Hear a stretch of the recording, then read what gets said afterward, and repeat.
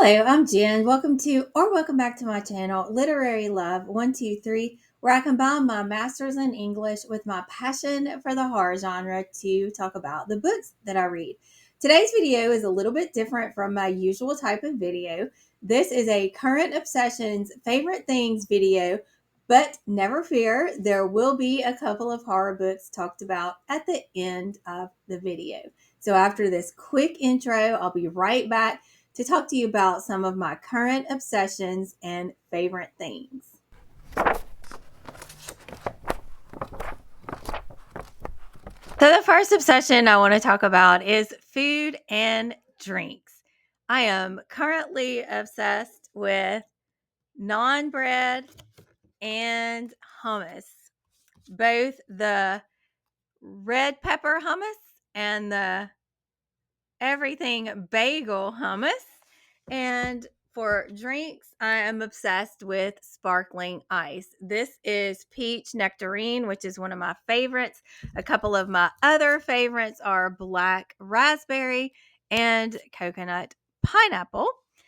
The next obsession I want to talk about is my rewatching of the Friday the 13th franchise. I started rewatching the franchise for Friday the 13th since there was a Friday the 13th in June. And ever since then, I am slowly making my way through the entire franchise. While I rewatch the franchise, I am wearing a pair of my Friday the 13th socks. I have a couple of other pairs that I should have grabbed to show you, but this video is a little bit off the cuff, so I did not grab them. Another obsession I have right now is the Dead Meat Summer of Saw. I don't know if that's the exact title, but it is an entire summer devoted to the Saw franchise. So you're probably familiar with the Dead Meat podcast. You can find them, on your podcast streaming services and also on YouTube. James and Chelsea, the married couple who like to get scared together. So anyway, they are revisiting Saw this summer, and I have watched the first Saw episode they did for the first movie, and I have not watched or listened to the second one because that one is also uploaded. So if you're interested in Saw, then check out the Dead Meat podcast or YouTube channel for the Summer of Saw. I'm having the best time revisiting that. Another obsession I currently have right now is Summerween ambience videos. I will link a few of my favorites down in the description box below, and I will also link to other things that I talk about in this video too, by the way. I'm also currently obsessed with watching horror documentaries. So because Jaws turned 50, I rewatched Jaws on the day it turned 50. I'll be watching it again on July the 4th because that's a tradition for me. But I also watched a documentary about Jaws called Jaws at 50, I think was the title of it. I'll find it and also link it down below. And I also watched a recent to me, it's older. I don't know what year it came out, but it'll be down in the description box below. The documentary, My Amityville Horror, where Daniel Lutz is interviewed about his experiences in the infamous Amityville house and in his family, particularly the issues he had with George Lutz in terms of abuse. It is a little bit melodramatic and it's a lot melodramatic and over the top in several parts of the documentary, but nevertheless, I had a good time watching it. I will probably rewatch some of my favorite horror documentaries, such as Room 237, which is a documentary about The Shining. Horror Noir, A History of Black Horror, another one of my favorites. Woodlands Dark and Days Bewitched, which is a documentary about folk horror, which is one of my favorite subgenres of horror. I will probably rewatch King on Screen, which, as you can imagine, is about Stephen King's film adaptations.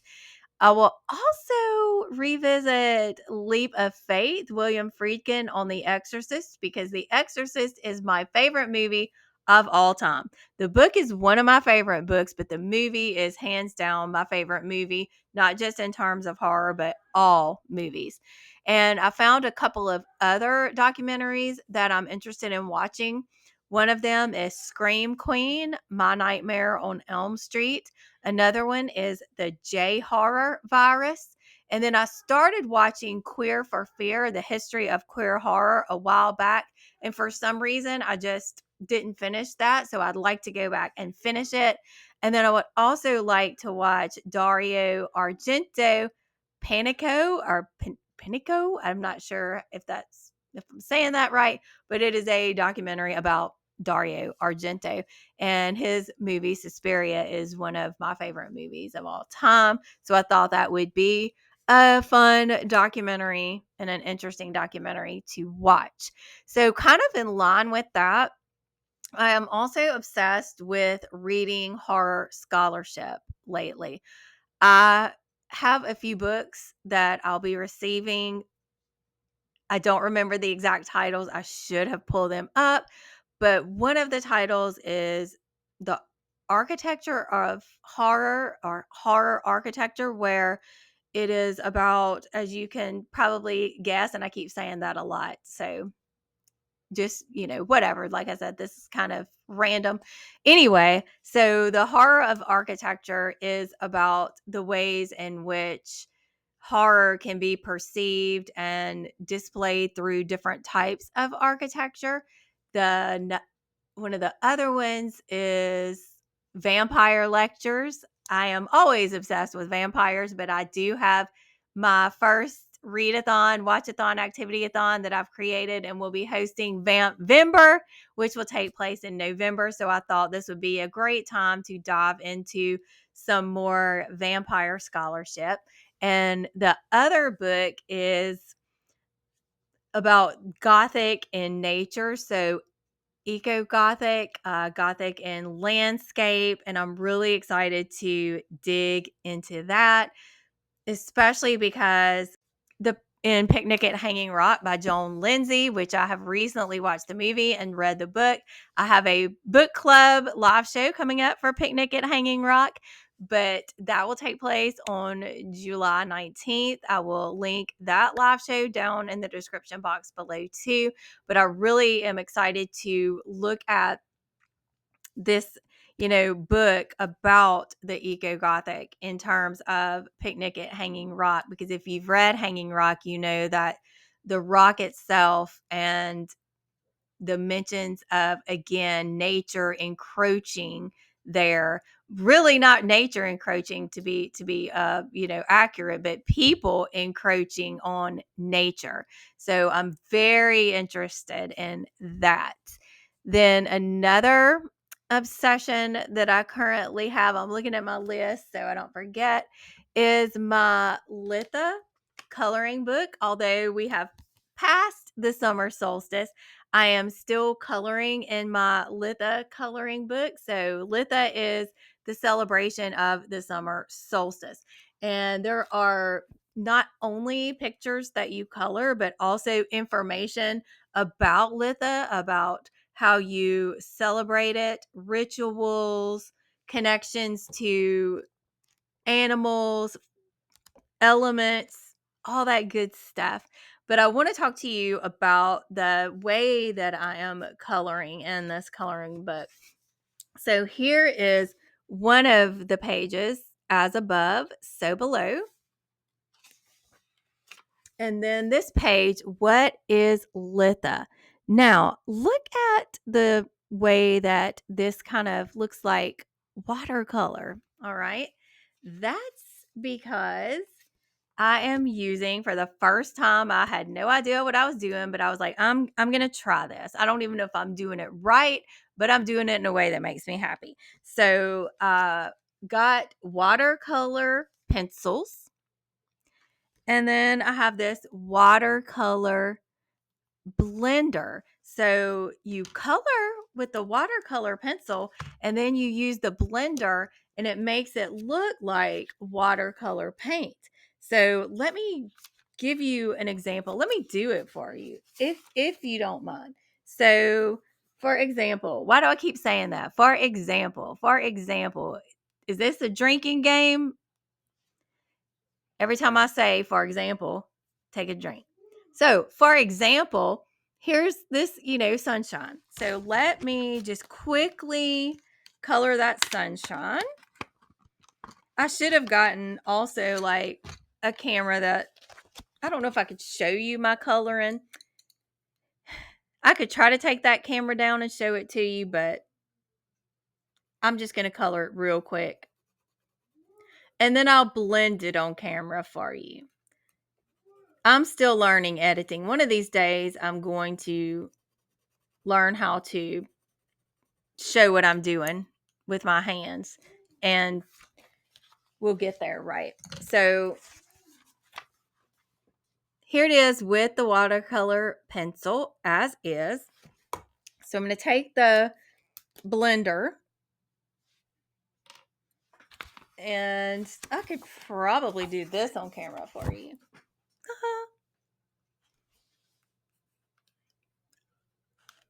And you just kind of blend it like that. So you can see then that it blends. I use the orange and the yellow. So it blends it and makes it look like watercolor, like paint. And it's just very peaceful, and it's something I do while I'm watching the horror documentaries and rewatching Friday the 13th and Saw, right? Comforting. That's my idea of comfort. Something aesthetically pleasing that I can do with my hands while I watch horrors unfold on the screen.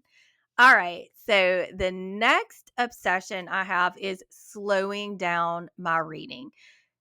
At the beginning of the year, I set my Goodreads goal for 50 books. In the previous years, I had set goals of 100 and ended up reading over 100 books. I think 130 something 2024 and 2023. But this year, I decided to lower my goal to 50. At this point of the year, and this is July, no, that's not quite July. Today is June the 20 something, 28th. So almost July. Anyway, I said all that to say that at this point in the year, I believe I am 40 books. So I will probably, barring some unusual events, finish or exceed my goal of 50, which is fine. I'm not going to change it. I'm not going to make it a higher goal just because I am getting close to 50. We're going to keep it 50. That's what I'm doing this year. Another obsession, which I'm obsessed with this year round, but especially right now in the summertime, I'm spraying more often.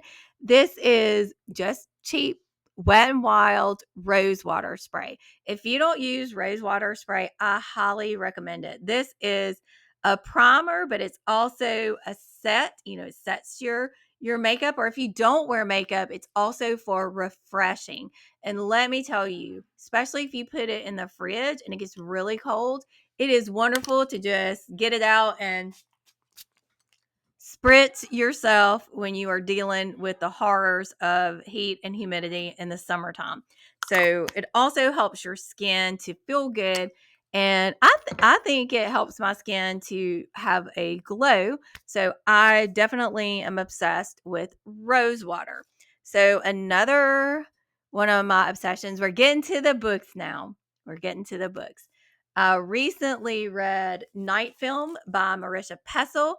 I did talk about it in my favorite books of the year so far in my mid-year update. I am going to be filming my mid-year book freakout tag, whatever it's called, and I will be talking about it in that video. But I am currently working on a deep dive into Night Film. I'm going to have a video solely dedicated to this book because of how much I want to say about it. So it is a process of working through my notes and making an outline so that I can adequately present my thoughts about Night Film. So that's a current obsession. And I don't know if it's fair to say that this next book is a current obsession because I haven't even started reading it yet.